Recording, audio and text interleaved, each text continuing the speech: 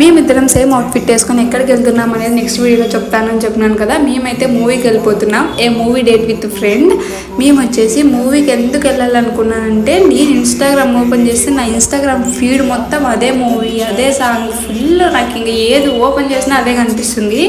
అందుకే ఇంక ఎలాగైనా వెళ్ళిపోవాలా అనేది ఫిక్స్ అయిపోయినాను. ఇంకా అందుకే బయలుదేరేసినాము. ఇద్దరం రెడీ అయిపోయి మేమైతే నడుచుకుంటూనే వెళ్తున్నాం. ఎందుకంటే మా హాస్టల్ దగ్గర నుంచి థియేటర్స్ చాలా దగ్గరలోనే ఉన్నాయి. మాకైతే ఒక 3-4 థియేటర్స్ అయితే దగ్గరలో ఉన్నాయి. కాకపోతే ఏ థియేటర్ ఓపెన్ చేసినా కూడా మొత్తం హౌస్ఫుల్ అయిపోయినాయి. ఏ దాంట్లో అసలు ఖాళీగానే లేవు సీట్స్. మన అనంతపూర్లో కూడా మూవీస్కి చాలా క్రేజ్ ఉంది. ఏమో అనుకోండి, ప్రతి థియేటర్ హౌస్ఫుల్లే. సినిమా క్రేజా లేదంటే ఈ సినిమాకి ఒకటే అలా క్రేజా అనేది అర్థం కాలేదు. ఇంకా వెళ్లే దారిలోనే నా ఫ్రెండ్ ఫ్రూట్ సలాడ్ తాగదామంటే ఒక ఫ్రూట్ సలాడ్ కూడా తాగేసినాము. ఎందుకు మాస్కులు వేసుకొని వెళ్తున్నారని తప్పుగా అనుకోద్దండి, అదేం కాదు. అక్కడ ఎక్కువ క్రౌడ్ ఉంటారు కదా, మాకు అన్కంఫర్టబుల్ గా ఉంటుంది అనేసి మేమైతే మాస్కులు వేసుకున్నాము. వేరే ఏం కాదు. ఇంకా థియేటర్కి అయితే ఎంటర్ అయిపోయినాము. ఈ థియేటర్ లో కూడా సందులు ఉంది పోవడానికి. ఎన్నో స్టంట్లు చేసి ఇంకా లాస్ట్ ఫైనల్ గా అయితే వచ్చేసినాము. మేము బయట వాటర్ బాటిల్ ఇంకా వచ్చేసి ముందాలు కూడా తెచ్చుకున్నాము తెలియకోకుండా. నాకైతే మూవీ 3కి అయితే స్టార్ట్ అవుతుందని చెప్పినారు. కాకపోతే మేము 3:10కి వెళ్ళాము. అయినా కూడా ఇంకా మూవీ ఏం స్టార్ట్ అవ్వలేదు. కానీ హౌస్ మాత్రం ఫుల్ గా ఉంది. మాకు సీట్లు కూడా ఫ్రంట్ లో దొరికినాయి. అవి దొరకడమే కష్టం అయిపోయింది అక్కడ.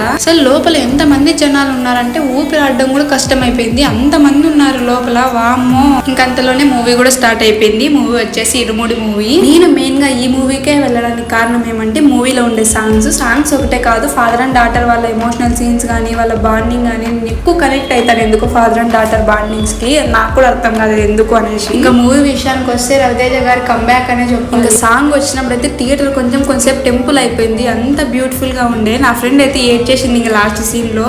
ఆ సస్పెన్స్ కానీ చాలా బాగుండే. నేనైతే ఈ మూవీకి 10కి 9 ఇస్తాను రేటింగ్. ఎందుకంటే ఇంకా కొంచెం పర్ఫార్మెన్స్ చాలా బాగుంది రవితేజ గారిది. కానీ తన డాటర్ చనిపోయినప్పుడు తను ఎమోషనల్ అయ్యే విధానం ఇంకా కొంచెం బెటర్ గా ఉండింటే ఇంకా కొంచెం బ్లాక్ బస్టర్ గా ఉండేదేమో అనిపించింది. కానీ మనం అంత పెద్దలం కాదు ఇలాంటి దాని గురించి మాట్లాడేకి. మేమైతే నెక్స్ట్ రెస్టారెంట్కి వెళ్ళిపోతున్నాం. ఏంటి తను ఈ ఫింగర్ చూపిస్తుందని తప్పుగా అనుకోకండి, అదేం కాదు. తన ఫింగర్ రెడ్గా ఉందంట, అందుకే మీకు చూపిస్తుంది అంతే, వేరే ఏం కాదు. అంతలోనే మేము ఆర్డర్ చేసిన ఫుడ్ కూడా వచ్చేసింది. మేమైతే ఒక లాలీపాప్స్ అండ్ తాడిపత్రి దమ్ బిర్యానీ కూడా ఆర్డర్ పెట్టేసుకున్నాం. మేము వచ్చిన రెస్టారెంట్ కూడా హైవేలో ఉండే తాడిపత్రి బిర్యానీకే.